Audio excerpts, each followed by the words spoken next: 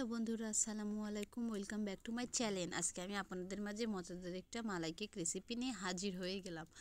মজাদার এই ডেজার্ট রেসিপিটা আপনাদের মাঝে আজকে শেয়ার করব সহজ এবং সিম্পলভাবে।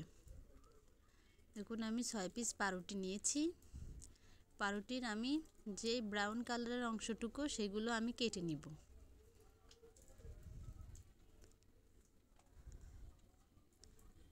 চারপাশের অংশটুকু আমি কেটে নিব।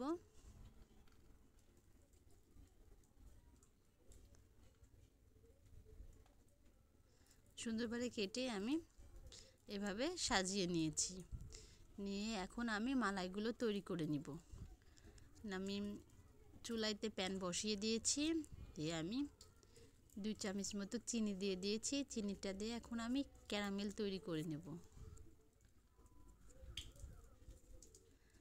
দেখুন, চিনিটা সুন্দরভাবে গলে গেছে। এখন ধীরে ধীরে ক্যারামেল তৈরি হচ্ছে। আর আমার ভিডিওটা একটু স্কিপ হয়ে গেছে। দেখুন, সুন্দরভাবে আমার দুধের কালারটা সুন্দরভাবে চলে এসেছে। এখন আমি ধীরে ধীরে জাল দিতে দিতে দুধটা প্রায় সর পড়ে গেছে।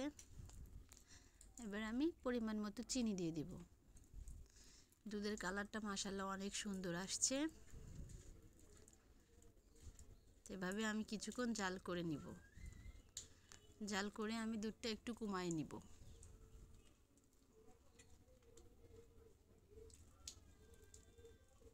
দেখুন, দুধটা আমি অনেকক্ষণ জাল করে নিয়েছি। দুধটা অনেক কমিয়ে গিয়েছে। এবার দুধটা আমি নামিয়ে একটু ঠান্ডা করে নিব।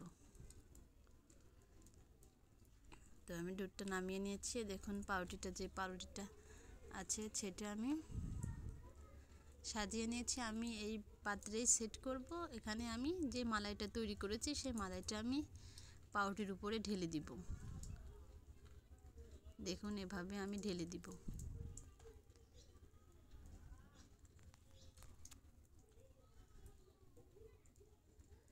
সুন্দরভাবে আমি ঢেলে দিয়েছি। এভাবে আমি 10 মিনিট রেখে দেব যাতে পাউরুটিটা মালাইটা চুষে নেয়। এবার আমি কিছুটা বাদাম ছিটিয়ে দিব। আপনারা চাইলে যে কোনো বাদামই উপরে দিতে পারেন। আমি বাদাম দিয়ে কিশমিশ দিয়ে সুন্দরভাবে সাজিয়ে নিব। তো আমার মালাই কেক সুন্দরভাবে তৈরি হয়ে গেছে। এখন আপনাদেরকে আমি কেটে দেখাই দিচ্ছি কত সুন্দর হয়েছে। আর এটা তো অনেক সফট, ধীরে ধীরে কাটতে হবে। এটা খেতে অনেক মজা হয়েছে। আপনারা অবশ্যই ট্রাই করে দেখবেন। এটা ঈদে স্পেশাল ডেজার্ট তৈরি করতে পারবেন। আবার যে কোনো অনুষ্ঠানে এটা তৈরি করতে পারবেন। অল্প উপকরণ দিয়ে ঝটপট 5 মিনিটে তৈরি হয়ে যাবে।